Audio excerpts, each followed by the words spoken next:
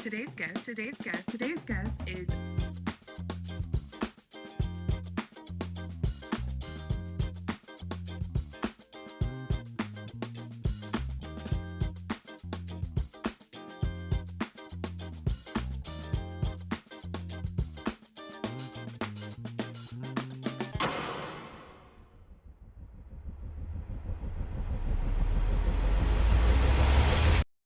Before the spotlight, there's the unseen. I know what it's like to carry something within you that's waiting to be recognized, to wonder if your voice matters, if anyone truly sees you. Behind every dream is a person, a journey, a process, a reason why. This is before the applause, before the world knows their name. Today's guest is Divina Ito, an actor, writer, and director based in New York City, a graduate of the NYU School of the Arts. Her work spans across film, television, and theater, with credits including Hulu's American Sports Story, Bing Lou's Preparation for the Next Life, and Pretty Predictable, a film she also wrote and directed.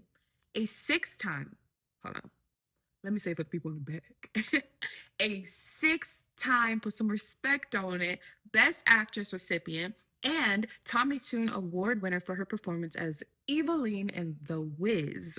Davina is passionate about using story to amplify unheard voices, honor those who came before her, and create art that connects us to our shared humanity. Davina, it's time to put the spotlight on you. Lights up. Okay, so we're gonna travel through time a little bit. Let's Right. begin with some good backstory that every character needs. Your roots. Yeah. Where are you from, and what was your upbringing like?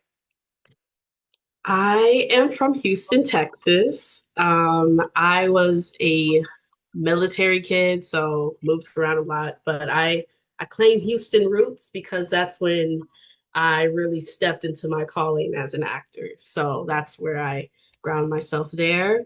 Backstory, yeah, I mean, my mom likes to tell this story all the time. Uh, she's an evangelist, so she was heavily like when she was growing up in the church when she had me. There was like this powerful woman of God that this is her words, her words. So she said the powerful woman of God said that's a powerful seed. Take care of that child. And I remember my mom was also doing her little plays that she did, and I remember she showed me uh, a video of her doing her like church play, and she was pregnant with me at the time, and she was doing this. She was singing on stage and doing this powerful scene, and I was like, wow, that's me in there already on stage with you. She was my first scene partner. Yeah, so I feel like acting, theater, the arts have always been in me. But yeah, I Houston is really where I stepped into my calling as an actor.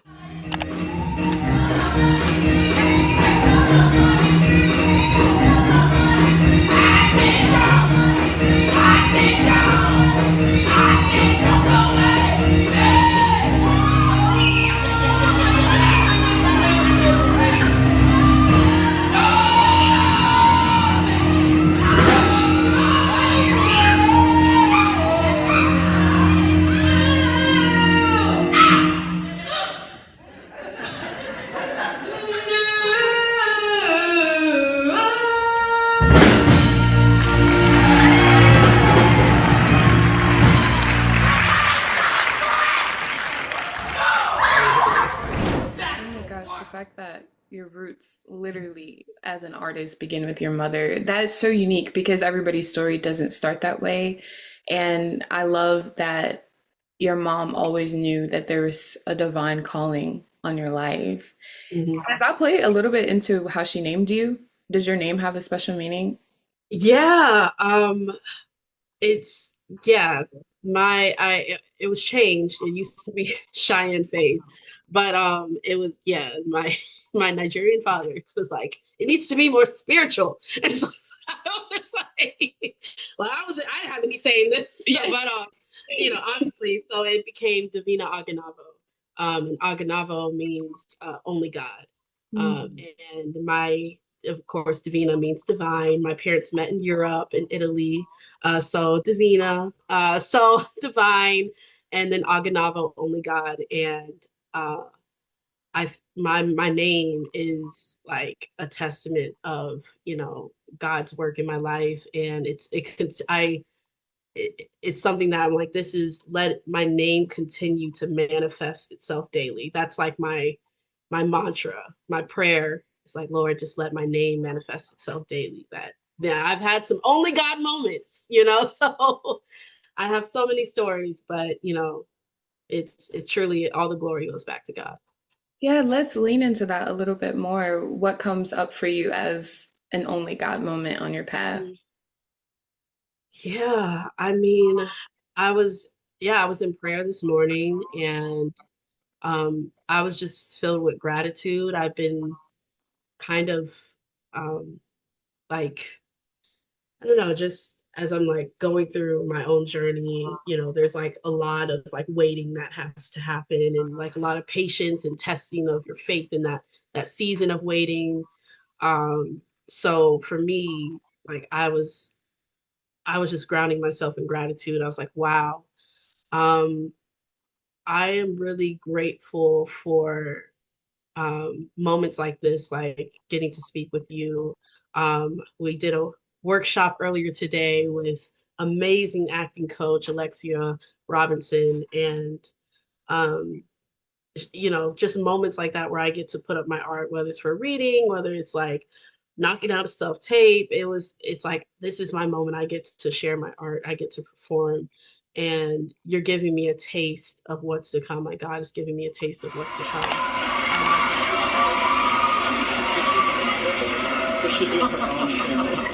Thank you for this award. It is an honor to be nominated. Now I'm just as honored and blessed to receive this award. I'd like to thank God for giving me this divine gift to express myself through performing. I'd like to thank my mother for nurturing my dream and praying for me, my father's words of wisdom, and my family's continuous support. Without them, I wouldn't be where I am today. Thank you for helping me grow. Thank you, guys, and good night.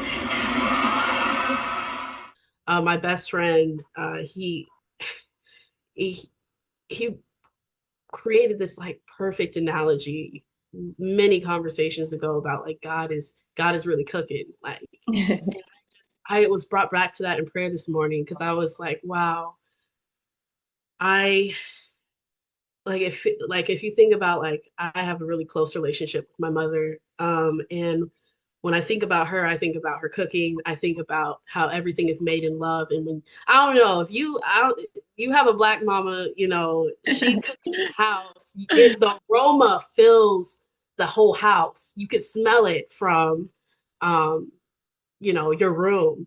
And I'm just thinking about like how that translates to like my walk and my where I'm at in this moment with God right now. Of like, wow, you wouldn't give me anything that is not safe to eat. You wouldn't, you know how sometimes I would run up to my mom saying, I'm like, I'm ready for the food to come. Like, I'm ready. Like, give it to me. Like, I'm like, now, especially when it's that soul food, that enriching comfort meal. I'm like, I'm ready for that plate right now. And she says, it is not ready yet, but I'm going to give you a piece of meat. And that's it. And that's going to hold you over to the next moment. And then I'll come back and I'll try to say, look, give me another piece. And then she'll give it to me. And sometimes she's like, no. And I think I was just in prayer thinking about my mom and her cooking this morning. Not that I was hungry or anything, but just like, just thinking about her. And I'm like, wow, God is in the little things. God is showing like, this is where it's at right now. He's giving me a taste of what's to come. The meal is coming. The dream, the vision is fully manifesting itself. It is happening, and then what is the taste? What are those little pieces of meat that he gives me to hold me over to the next moment? It's these serendipitous moments right now. My What has brought me to this point has been a culmination of serendipitous moments where it feels like, wow, this could only be a moment that is happening for me right now, of an only God moment where it's like cut the cameras, like where are they at, um God is literally like, it feels like it's pulling back the curtain saying, hey, I'm cooking, I'm working back here, just hold on because it's coming, and I think there is, lessons in, like, and just what I was doing when I was a child. When my mom was cooking, I was playing. I was either watching TV, or I was playing, or I was resting. I was allowed to rest while she was cooking. I can do that now as God is cooking. I can I can play. I can play with others. I can go back to that when I get to um, create with my other actors and filmmakers and other creatives. I can play with them, and knowing that it's on its way. The food, it's on its way. It's coming.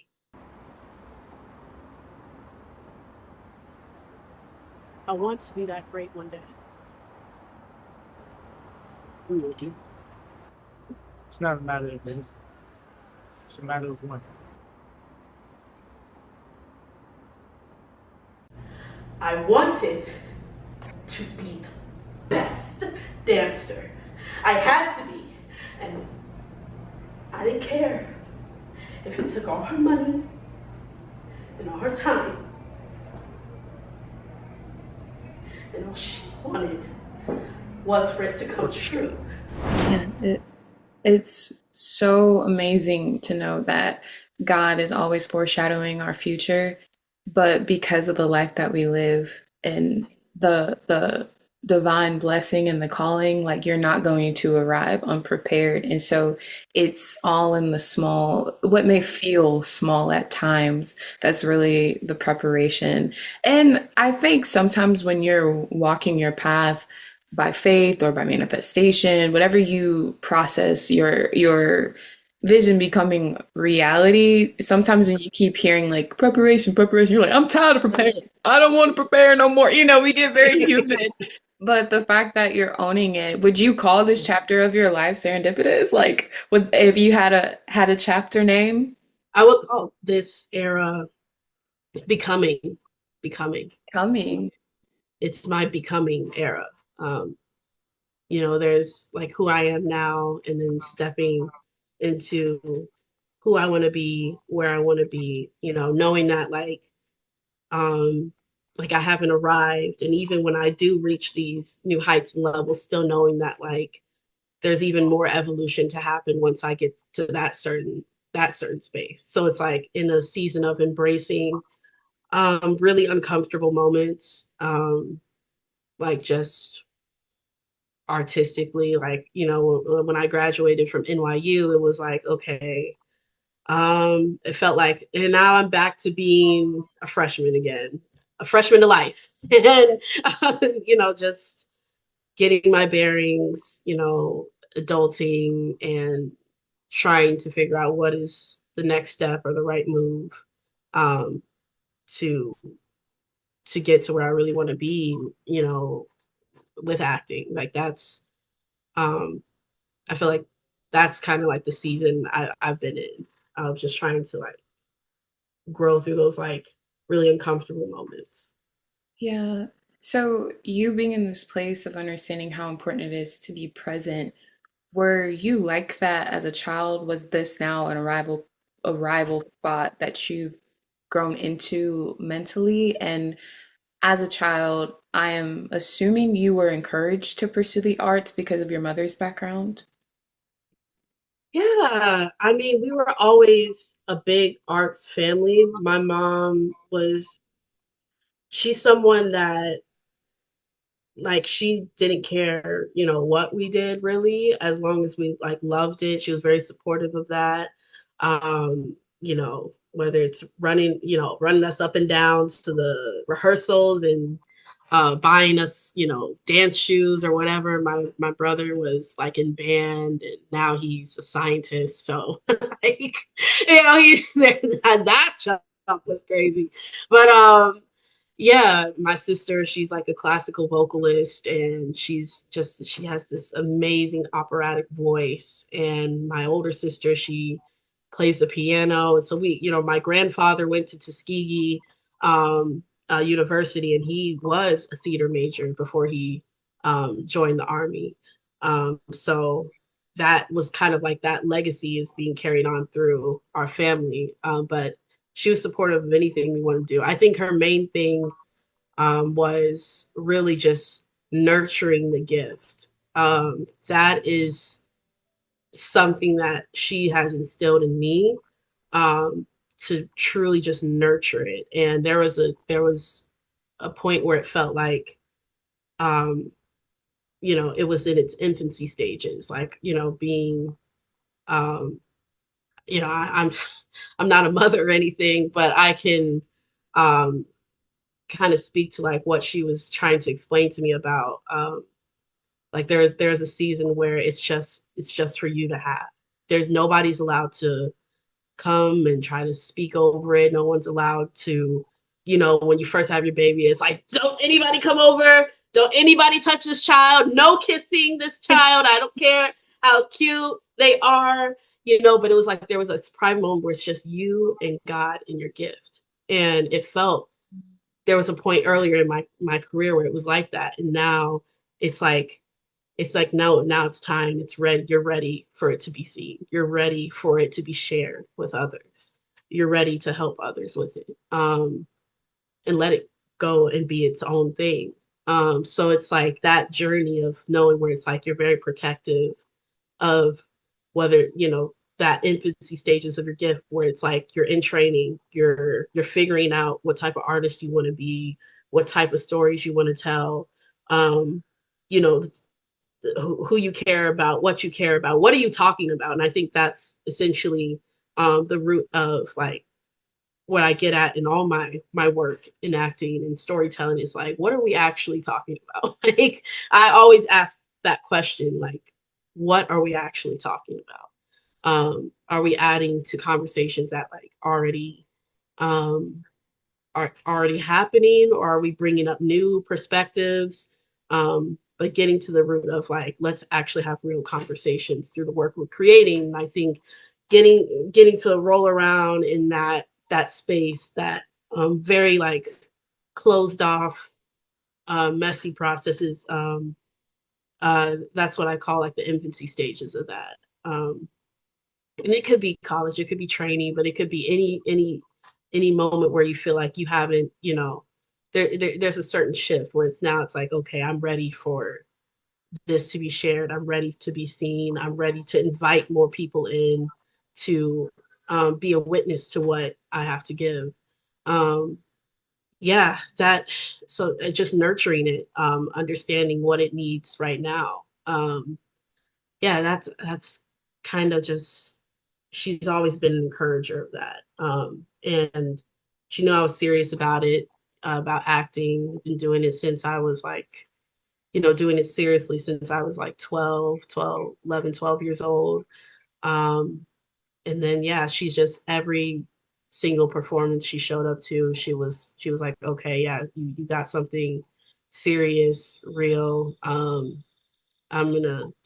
She wanted to champion me in this and help me like bring it to fruition. That's why I'm here. That's why I'm here. I love Yeah, it. yeah. You are someone who is young still. You're still a young adult with so much ahead of you, but you are wise and you also are very seasoned. Can we talk and you just highlight more of when it really started to pick up? Like, this Yeah. is my career. Even if I'm a child, I'm about that action. I love that. I love that you said that because yeah, that was my mentality. Like even coming into um acting seriously. I remember my I, how I came into I was actually like, because we had moved to Texas and I was in band. I wanted to play the saxophone, but the director at the time was like, your mouth shape and your hands, they're great for woodwind. And so he's like, you're going to play the oboe. Never heard of that instrument before. I ended up being first chair. I just want to let everyone know that. Um, but yes, I was in there. And then there was one day where I don't know what happened. If either band rehearsal was canceled, or my mom wasn't able to pick me up at that certain time. I don't know what the situation was, but for some reason I was still at had school. I was still at school after it ended, and I had to figure something out. And and I remember I stumbled into a drama club meeting, and this was the aha moment. I stumbled into that meeting, and they were doing like a improv exercises, and I remember, I was kind of like the quiet girl. I'm new girl in the school. I'm coming here in like seventh grade, and it's kind of just someone that kept to myself, someone that was just like, I was pretty smart. It was also like I'm moving from Virginia to Houston, Texas, so it was like kind of a culture shock there. Um, and yeah, I just kind of remember being like the type of kid that people would want the answers from. It was kind of like very kind of like that. It was predominantly like, black and brown school, and I'm coming from like maybe a predominantly white school. So it was definitely different. And I just I wouldn't I wasn't as like social or whatever. And so I got into this meeting, and popular kids, they were kind of all in there because that was the spot to hang out. And that was the spot.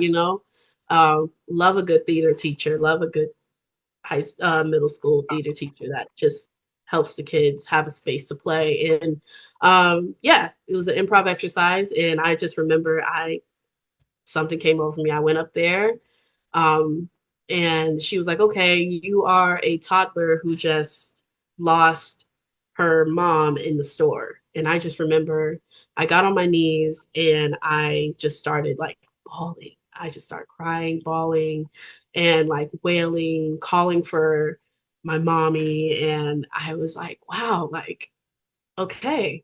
And then everybody was like, what? Everybody was like silent. It was like, it was, and I just remember, yeah, she was like, okay, I will see you back next week. And then that's how I kind of got into theater. And then I continued from my middle school to high school career. High school was like the moment where I was like, okay, yeah, I'm doing this. I got into the varsity theater program um, in my school, and we competed. We were always competing in different acting competitions for musical theater, or just like straight plays. And that was, it was a low income school. Again, high school is like predominantly black and brown, underfunded. The arts department was heavily underfunded compared to like maybe some of the other programs, sports. And so uh, I just remember like it was a school that was like really had like there were a lot of like fights, a lot of like, riots, a lot of like people, we lacked resources. So a school like that, and kids that are coming from low income households, like it just wasn't. It felt like there wasn't like a lot of support for children, and that the director I had at the time, she ran a tight ship. She was like, don't bring the high school mess. And once you step through these double doors, it's something different. It was like where excellence sets the stage. And so my foundation was just in theater was just really different. She's like, just because you're black, just because y'all may be poor, just because y'all don't have the same resources as the white schools we're competing against, don't mean that y'all are not the best. Don't mean that y'all don't have the same amount of talent as everyone who has the smoke in the mirrors. Our motto was no smoke, no mirrors, just passion. Our other motto was like where excellence sets the stage. We were always reaching excellence. It was like, we understood, she instilled in us what it meant to be black and have to work twice as hard to be seen. And so even at our young age right now. And so for, that paired with my own mentality of like, I grew up seeing kids on TV, and I would be immersed in these stories. I'm like, wow, like they're up here doing that, and these are people my age. I was like, and I'm not gonna wait till I see my name on a billboard. I'm not going to wait till I get my first big credit to consider myself a successful working actor. I was that like freshman, that high school freshman that came into varsity theater really ready to be the lead, ready to be the lead. I was, and it was that kind of like, oh, like it just, I was like, no, I'm ready to, work at this high level. I kind of carried myself. Um, I didn't see myself any different from, I don't know, maybe another working child actor. Like I just happened to be in high school. This high school just happened to be the place where I'm doing my work. It could have been community theater. It could have been on Disney Channel. It could have been on Nickelodeon. It could have been, but for me, it made no difference. I didn't see this as less than. I didn't see my high school theater department as less than. I considered myself as I am a working actor even at that young age. So I've always already had that mentality coming in as like a 13-year-old kid all the way to where I am today. Um, I, I tell my close friends this, but like I always considered that everything that I went through in like high school is like a prerequisite of what I would be experiencing on a much larger platform. Whether that be when I got to NYU, and then all the things I went through at NYU was another prerequisite to what I would be experiencing now that I'm outside of school, now that I'm in the real world, that I'm adulting and figuring things out and, really taking agency of my own career. So yeah, long story short, I've always considered myself a professional working actor since I was like 11, 12, 13 years old. Have you ever felt that you were ahead of your time, per se? And also, how do you steward patience when you see yourself further than your current environment or resources or opportunities? Hmm. Yeah, yeah. There have been moments where, I've definitely felt like it's interesting to come, like I know like there's a lot of people our age that are still trying to figure out like what to do with their lives, or like still figure out like, um their calling or what they feel they want to pursue. But I had an interesting experience of, it's it's kind of hard when you know at a young age what you're supposed to do, but your reality has not matched that yet. So I've had to have like check-ins with myself, God, my family, friends of like, okay, you like, it's gonna happen, but from this time to this time, you are meant to be a student. I remember coming into NYU and I was like the huge chip on my shoulder freshman year, of just like, um, I had again these serendipitous moments where, um, you know, I NYU was, I loved going to that school, but the reality is that my mother and I faced unremitting financial hardship. I did not know if I was going to graduate at the end of each semester. So constant uncertainty every single year, and sustaining that in that period of uncertainty was really difficult. And yeah, freshman year I was yeah, that we couldn't pay for the spring semester. So, I was like, well, I'm not going back home to Texas. I'm not doing that. I'm gonna stay here and train. So I was put on a leave or whatever, and out of my dorm, and I was kind of homeless, basically homeless, and going couch to couch that semester. I told I trained at the Atlantic Acting Studio.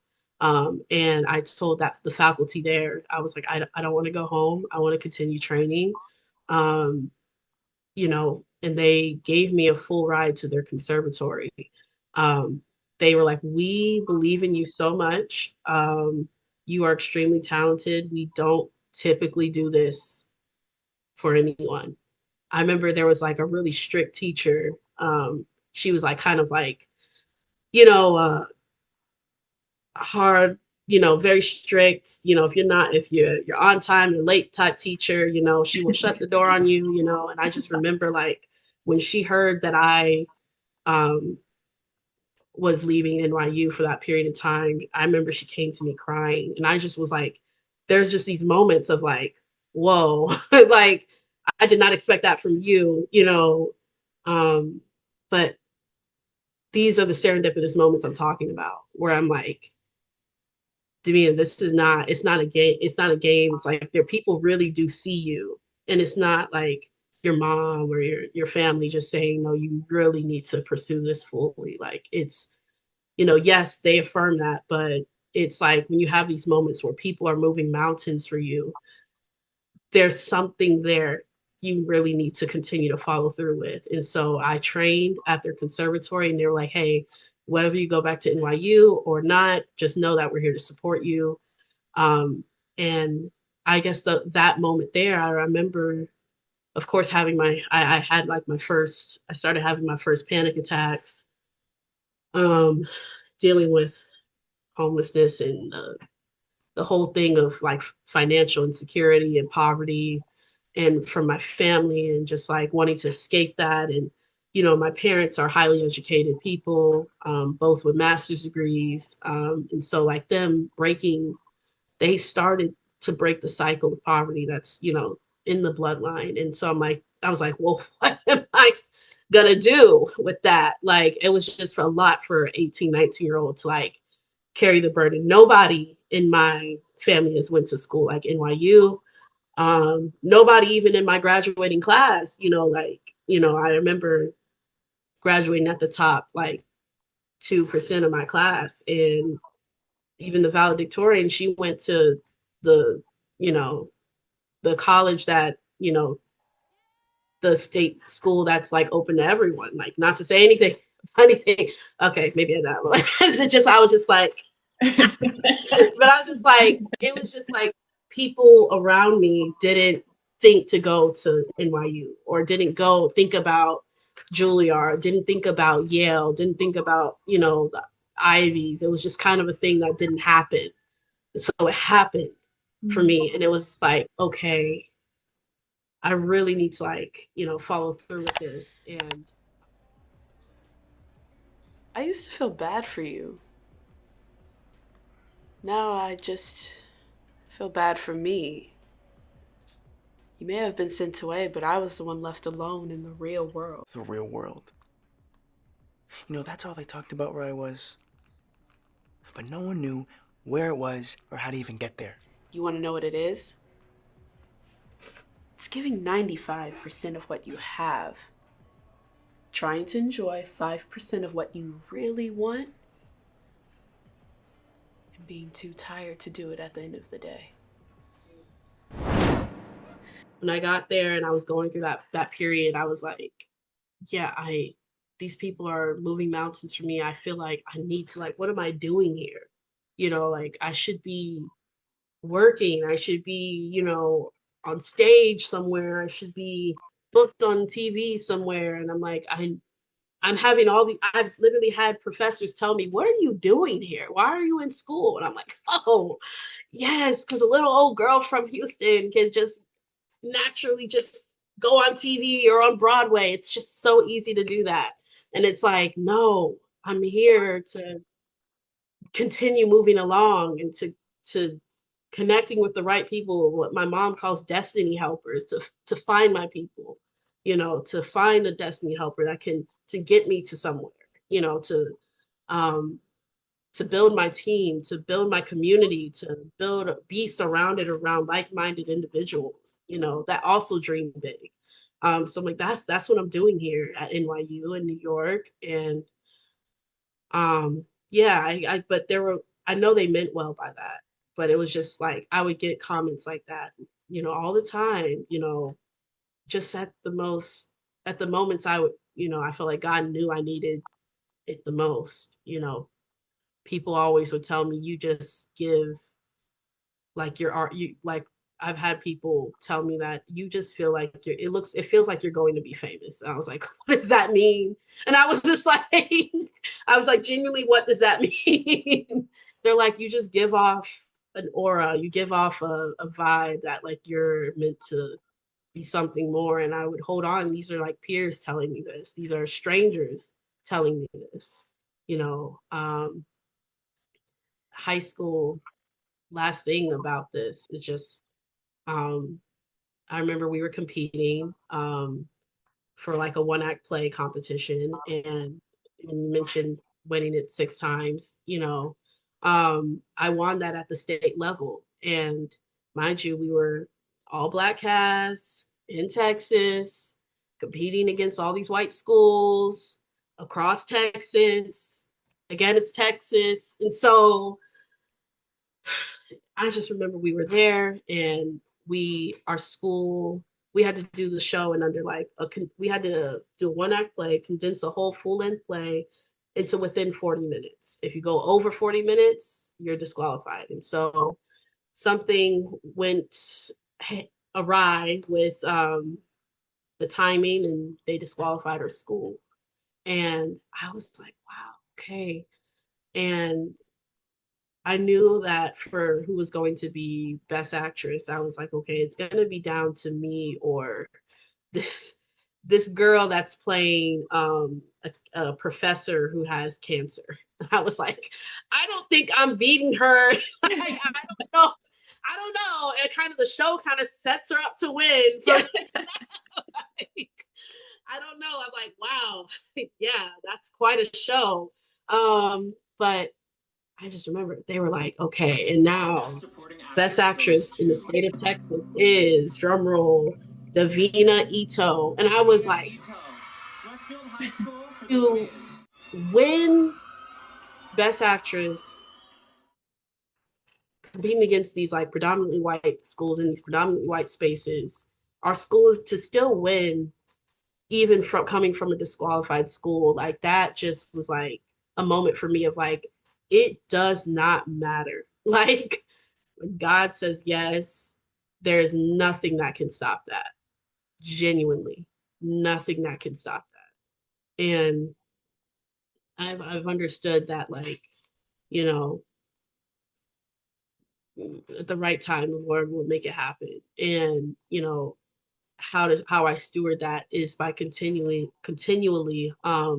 humbling myself, you know, making sure I'm doing the work, making sure that when I am acting, I'm always performing as if it's my last time doing it. I've really understood that after graduating, because it's like you genuinely don't know where your next gig is coming from. You don't know when your friend is going to call you up and say, hey, can you be part of my play reading? Or, hey, do you want to be part of the show? Or if you have representation, hey, you know, we got you we booked you this, you know, this project or whatever.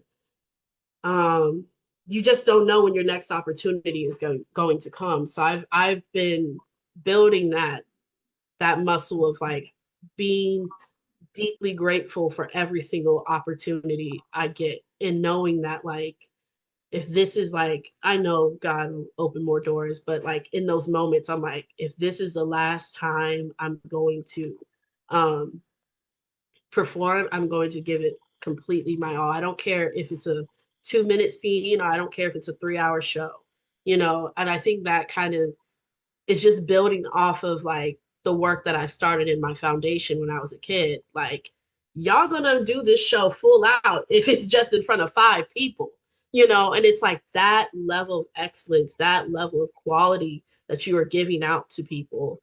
That is like, it's just these foundational things that are ingrained in me, like how I prepare, how I know what is required of me to get like certain reactions, to get certain, if I want certain responses to the work, I know what is required of me as an actor to do that, where I need to go in my emotional preparation, how much I have to like, you know, yeah, just the places I have to go mentally, emotionally to prep for certain roles. I'm like, if I'm going to get that response that helps people feel truly be seen, heard, convicted.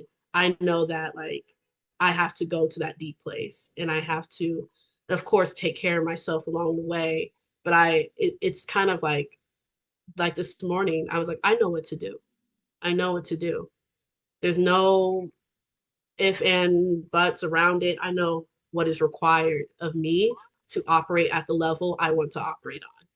And if you could start thinking like that, like I think that just kind of changes the game for you as an artist. I love that excellence is just a through line to your story from your teacher building it into you, the excellence that started even from the environment that your parents curated for you and your siblings to Mm-hmm. be at your best. And then now you have that making up your core and you are setting the bar. You're not waiting for somebody to come and set the standard for you.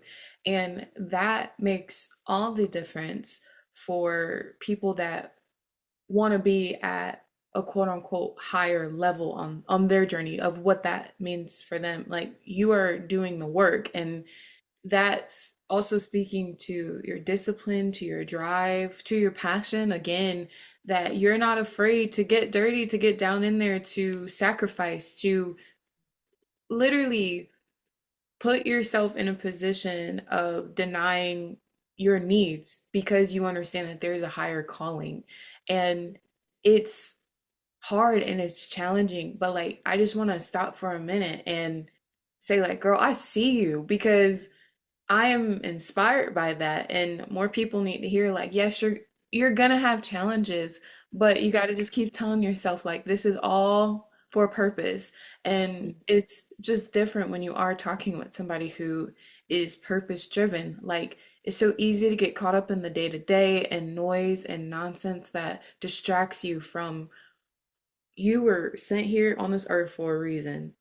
And every little thing, like every single little thing really is just the details. I love that you don't neglect your details in your Yeah. story because Yeah. it's easy to treat the mundane as meaningless. It's easy to think like, oh, I'm working at a job that I don't like, and we focus on Mhm. the complaining, but like no, it's all of it. All of it's working together. And Yeah. I just, I appreciate that so much. I want to spend a little bit more time as we're starting to close up your story a little bit more until next time, because baby, we're gonna have some more. Yeah. We're gonna keep the Divina series running. Um, Yeah. I want to lean into talking also more about your process Mm. as an actress, also your personal navigation, and with all that said, anything that comes up as far as the roles that you did get to play and the type of roles and stories that you want to tell moving forward. All the roles that I played, like I've played some really um emotionally complex characters. I played really strong women that remind me of like women like in my family. And I feel like it's always a gift to be able to do that. When I literally get to like hold space for um yeah, the women when I was first starting like the roles like either playing Sophia from The Color Purple. Like I just remember like I know we always talk about all of my life I had to fight. but but I was just like I was like wow, like I was, it's an iconic role, but like that Hell No scene, that song from the musical, it just captures like a black woman's, exhaustion and the burden we carry and how we've always had to put on this like armor to protect ourselves. And even through the song, there's heartbreak be from coming from people that are supposed to protect us. You know, when she says I had to fight my daddy, my brothers, my cousins, my uncles too. And even from and of course when she's talking to Celie, it's um, but I never thought I'd have to fight, my own house and that whole, if you know the story, you know that, Celie, kind of puts a little bug in Harpo's ear to maybe beat her. And that's just, it was of the time. Um, but I think it's just a beautiful story of like holding Sophia and knowing that even in modern times, we're still fighting to be loved properly, to be heard, um, for our feelings to be validated, um, because we're the ones that are making things happen, making miracles happen out of the sky, making something out of nothing. I'm thinking about my mother. I'm thinking about my grandmother. I'm thinking about my the older women in my family. Um, I think about these things, and I want to hold those types of stories up. The Not just their strength, but their resilience and their tenderness under that. That's really the complexity I want to carry within my work. Just I'm the type of actor that loves um, playing characters that have a deep inner life that inevitably comes bubbling up to the surface. It's in the plays I've written. It's in, I'm working on a full length play right now.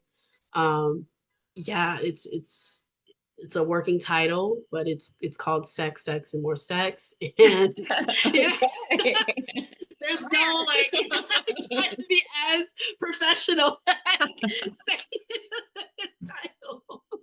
It is pretty provocative, but it's a play about the youth. I care so much about the youth. I care about where I came from. I care about how I grew up. I think about these things. And um, youth from like our early adolescence to where we are like as young adults. That's like the type of youth, I'm interested in that type, those stages of development and growth.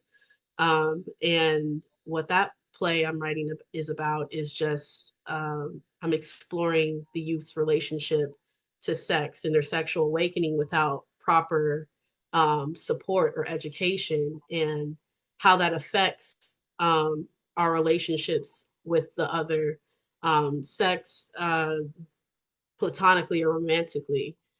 So it's surround the play is surrounding themes of like, safety, rape culture, dating, modern hookup culture. Like it's surrounding all these things, and like the act in itself is meant to kind of bring people closer together, but it sometimes doing it in itself is the most, isolating thing that can happen. So I'm really exploring where that can go. And I've written a short film, also kind of that is in continuation of this idea of of love and relationships, and um Black women being in the space to receive love, that something that is lasting, something that is safe, something that's genuine. I really love working in that space. Yeah, these are like, it's the slice of life stories that really are attractive to me. I mean, I have a fondness, when I think about my time growing up in Houston. We would always drive across, 1960. From Houston, so and we would just go run errands. We didn't have a lot of money to go to different places, this and that. Sometimes we go, the treat was to go get 50-cent ice cream from Burger King. Like that was it, and but or we would just be so happy to just go run errands with our mom, or go to the mall and do some window shopping, and then go pick up something from the food court. And so but we would be driving, and I would always look at like the shops on just the side of the highway, and I'm like, what could have brought someone to just be working in this random shop, at the side of the highway? Like, what is their life like? What is that about? And I'm interested in those people. I'm interested in what brought you here. What brought you to working at this gas station on some old road or whatever. Like I'm interested in those stories, those slice of life stories. Um, not just that specifically, but um, just kind of like you said, the understanding like the subtlety of like human behavior. That's something that I feel like I really can dial in on. Um, yeah, very introspective, emotionally complex and driven characters. Those are what's really attractive to me across, dramas, psychological comedy, especially, if we're doing comedy, like something like, very, the comedy comes from a place of, um, really like grounded truth or pain. So I really do appreciate the types of roles I've gotten to explore, whether it's I played Sophia in The Color Purple or Sophia in Dance Nation, which is playing a middle schooler, right? And it's kind of a ghost play. And that that ghost play, I gave my character was the description for Sophia in Dance Nation is knows what's up. That's all I get. And from there I get to build. Mm. And if you know that play, written by Claire Barron, it's a very provocative play about the youth, which is also what I'm inspired by in my writing. But I get kind of, my character in that scene was like she's a very over like maybe like an over sexualized character. She's always talking about, sex or what her older sister has told her. And it's just, I was like, I used to know girls like this in middle school, I did. And I was like, okay, you know, how can I find my way in? But then, spoiler alert, whatever, toward her through line is when she gets her period. And she just has the most heartbreaking meltdown. And I'm like, how can someone like that who knows apparently so much about sex gets so viscerally upset when she gets her period for the first time.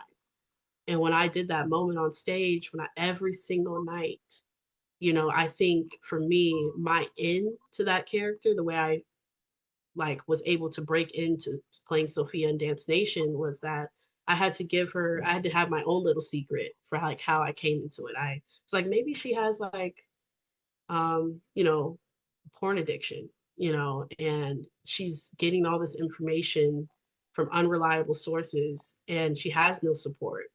And she doesn't have anyone telling her this is how a woman should be treated. This is how sex should feel. This is what should really be happening. This is what doesn't happen. This isn't okay. This is what's not okay. And so I think if she gets her period, that's like a moment where she realizes like, oh, they're like, it's not like there are consequences, to her actions. Now she can, she's now becoming of age where, she can get pregnant. She's saying she's doing all this stuff. And it's like, okay, now that you have your period, it's like you're becoming, a young lady, you're growing into your womanhood, and that comes with certain things and things that we have to acknowledge about our bodies, about our sexuality, about um, and how we want to take agency over that, or protect it, or preserve it, or share it with the right people. And I think that moment was just when she got her period, rocked her world, and so that was so fun for me to play because I was like, yeah, of course. There's the loudest one in the room sometimes has the most like deep seated fears or insecurities that you just would not be able to tell until you see them have this private moment on stage or on screen. So I'm really interested in playing characters that showcase the dual sides of like the life of the party, but also someone that is like, carrying an internal battle on their own. Mm. I relate to that so much. It's definitely work that fascinates me as well. And I am so happy that you're leaning into that and you're also creating more stories centered around it so that there Mhm. can be more characters that exist in worlds Yeah. and more opportunities for people like us to play them, especially as Black women. Like we Mhm. fit a certain trope, especially on TV and Yeah. I mean any TV or theater. And it's just so nice to be able to see that there is another archetype that we can play and there's another aspect because we are a monolith, like Hello. everything in between. Well, I am going to ask a final question that is a spotlight special. Okay. So before we close, I'd like to leave our audience with this. If someone is in the season you once found yourself in, what would you want them to know? Mm. If someone is in a season I once found myself in, like right now, the Right season right now now, or the past, the mm, journey, what would you okay, want to know? stay faithful. Um, you don't have to have the most eloquent words to articulate your experience, or you don't always have to have the show, you don't have to put on a front and show that things are working out or life is great, or you know yeah, you're doing the actor thing. I would just say show up. If all you can do is show up faithfully, where it's like if you can just give your 10% today, your 15% today, your 80% the next day, your 100% the other day. It's like whatever percent you're on, just keep showing up. Um, I think that's how I'm continuing to show my faithfulness, where sometimes I feel like it's hopeless. Sometimes I wonder if I really should be doing this. Sometimes I wonder if I'm really cut out for this, or you know there are thoughts that, like, because of where I came from, or because, like, what am I doing, and those are those negative thoughts, um that you can just spiral down, where it's like, who am I kidding? This is foolish. um but I would say, even if you're having those thoughts, remain faithful by still showing up, whether that's putting up that self tape, reading that play, going to that workshop, going to help out a friend on set, um, getting on a call and just talking about theater or arts for an hour with a friend and just yapping about that. Like, still show up, you know, take care of yourself, take care of yourself. Um, this is your journey, not on anyone else's timeline. Um, this is, that this is what you're called to do. Um, don't let anyone else convince you that, it's not. Embrace being uncomfortable. Really, really embrace that. Um, embrace being a beginner, you know, embrace that. It's nice when you're at the top, but then you're gonna reach a new level. And if you are feeling like a beginner, that means you've reached a new height. Okay. That's what I'll say. And like I told you before, Kiara, and I'll say this to that person if they find themselves in a particular season, don't let the refinement process convince you that you are not made for this, because you are. You're just being refined, molded. You're growing, you're becoming. If you're in your becoming era, embrace it. Yeah. So good. So, so good. Davina, I am so happy that the light hit your corner today, babe, because you deserve to be seen. To be seen as Davina is a reflection of excellence, it's a reflection of discipline, it's a reflection of divinity, and it's a reflection that everything that you see internally, we're just catching up to it, honestly. Yes. And so I need you to take a bow. Take a There you bow. go. And we will end this with a big love, hug, and blackout. Yes.